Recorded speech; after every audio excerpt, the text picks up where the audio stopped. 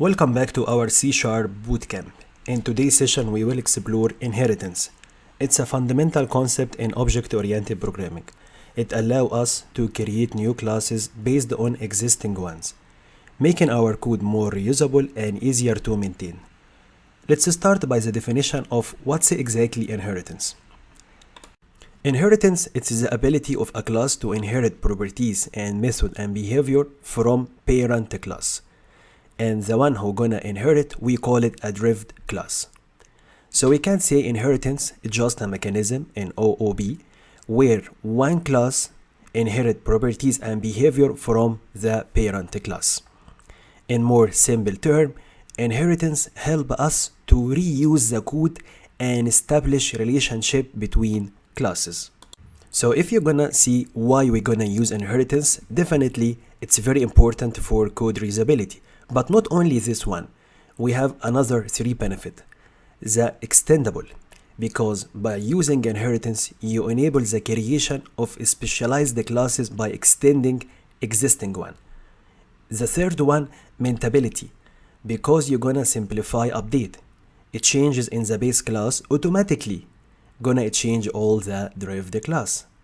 And the last one, the polymorphism, because it's gonna facilitate dynamic behavior by allowing derived classes to override base method. In the perspective of C#, we can say C# support several types of inheritance.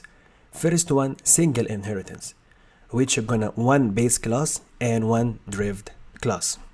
The next one, multi-level inheritance, which is gonna act one base class with multi-derived class. And the last one, hierarchy inheritance. C# support multi-inheritance using interface. While C# doesn't support multi-inheritance for classes, you can achieve similar functionality through interface. So let's go to when to avoid inheritance. Actually, inheritance is very useful, but there are some situations it's better to avoid it. If a class have unrelated behavior, consider using interface better than class inheritance. And use composition in case you would like to share the functionality without relationship. And the third one, when it's gonna lead to tight coupling, it's better to avoid creating dependencies between unrelated class. But sometimes it's very important to use inheritance, like when classes share common functionality, like vehicle, animal, shapes. Second one, when building extensible framework, like UI component or UI or API. Third one, when enforcing a contract through a base class or abstract class. So we can say using inheritance just like a model of is a relationship. Like a car is a vehicle, a dog is an animal. And always remember, overusing inheritance can lead to a hard to maintain code. So always evaluate if it's right tool for your job. Let's go for actually two best practice for inheritance before jump to real world application.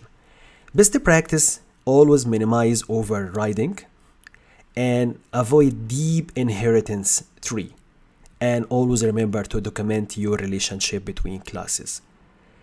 And let's jump for a real world application, which is gonna be very useful for inheritance. Use e-commerce platform, like a product can act as a base class, and all the products like physical, digital products gonna act as a derived classes. So if we switch here to Visual Studio to have a quick look about one example, we have here a class called vehicle. That one gonna have one property called speed, because each and every vehicle in the world definitely gonna have a property called speed, and that one gonna be integer and gonna have one method which is called move. And here we have a derived class which called a car. That one gonna act as a derived class from vehicle, which is gonna act as a base class. So that's a relation, gonna call it is a relationship. Car is a vehicle. Here's a car gonna have one more property which we call it drive mode. and it have one extra method called show drive mode. So what happened here, if we're gonna go to the program and create an object from a car, which we're gonna call it my car, we can initialize the value of the parent class, which is gonna be speed. And in meantime, we're gonna initialize the property of the child class, which we call it drive mode. That's basically the concept of reusability, you know. And here we're gonna have actually access to two methods. The one from the parent class, which we call it inherited method, and even we can call the show drive mode, which is specific to the car. So to summarize up here, we have a vehicle class which is gonna define common functionality for each and every vehicle in the world. And we have a car which act as a derived class. That one gonna extend vehicle, adding its own properties and methods. And once we're gonna create an object from car, that one can access both the inherited and the specific to the child one. So that example highlight for you how inheritance allow us to build on existing functionality, saving time and ensuring consistency.